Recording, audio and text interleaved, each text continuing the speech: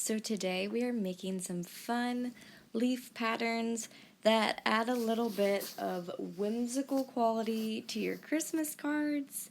I am showing you how I do my sketching first. I like to sketch it out in my sketchbook before I get ideas. So maybe you'd like to follow along with me. Grab a paper, grab your sketchbook. I'm making a wreath right now, and I just kind of jot down my little ideas so that when I go into card making, I'm ready, my mind is full of ideas, and I'm excited to make some fun little Christmas cards, which is what we are doing today. I'm gonna write Merry Christmas that I'll probably include in one of my cards, and now I'm gonna draw some little buildings. So after you get some ideas, join me with some watercolors, water your paper, and I will show you how I make my fun Christmas leaves. Now before we get started, I want to show you some fun little designs I have made. I have been making Christmas card ideas, and this is a little selection of some of the ones I have been up to, and then I'm going to settle on which one we are making today. Some I haven't added watercolor to, they've just been sketches I've been doing at night, but this next piece of paper was what we're going to use to make leaves like these right here on the left. And what they are just some really loose fern-like leaves. Going to use some arrays of green. I have my Winsor & Newton watercolor palette. This is the professional grade one. I've squeezed all the watercolor out of the tubes, got my paper towel, and it's in that rose ceramic pattern. And then I am going to pull out my other watercolors as well, because I have some really fun ones that I am using. I use my Cotman mini palette as well, which is a great cheap, I wouldn't say cheap, a more affordable way of starting out with some watercolors. And yeah, we're gonna get started. So I am starting with that Cotman palette, and we are first going to mix up a few greens. You will see me also grab some Payne's Gray from my professional watercolor palette, because this mini palette didn't come with that, and I really love adding that to green, to a sap green, and it gives this beautiful evergreen color. So that is what I'm doing right now here in the pan of the Cotman watercolors. If you just have the Cotman palette, feel free to mix those two greens together, maybe add some brown, and that will help darken it too.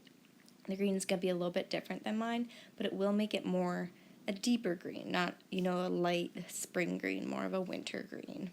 So as you saw, I just pressed my brush down to make the petal,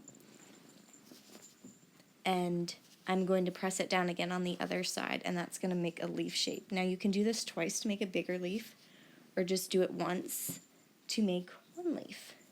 And so we're just going to continue that up the stem. You can draw that line in there for the stem, or you can just kind of go off of what you think by making one leaf on the left, one on the right. And then I'm adding in some darker spots, maybe pulling a little bit of the stem into the leaf, and then we're going to go in and leave a little bit of space and try another one.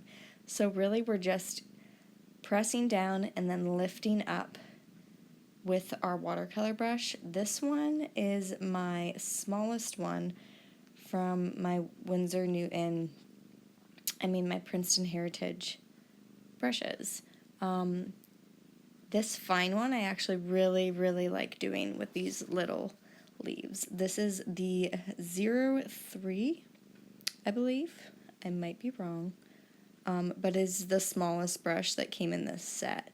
So if you have something that is thinner, you can start with that, and sometimes I like to leave a little bit of white space in between those two strokes I'm doing, like here. It adds a little bit more dimension to your leaf.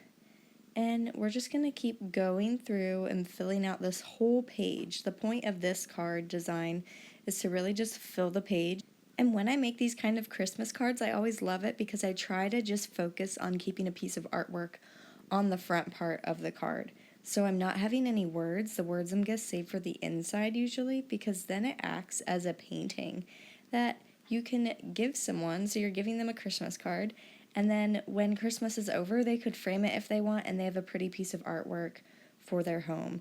And so I love to add that little touch and to save the type, unless it's something that's like grateful or merriment or something that isn't like Merry Christmas and you know it's just a Christmas card that they framed.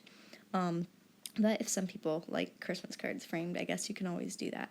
But here I'm adding a little bit of brown too to my green, and it gives it that really nice dusky kind of color. And I'm just going around my page adding more and more of those leaves, so you can keep on doing that with me, and we are going to keep filling our page up.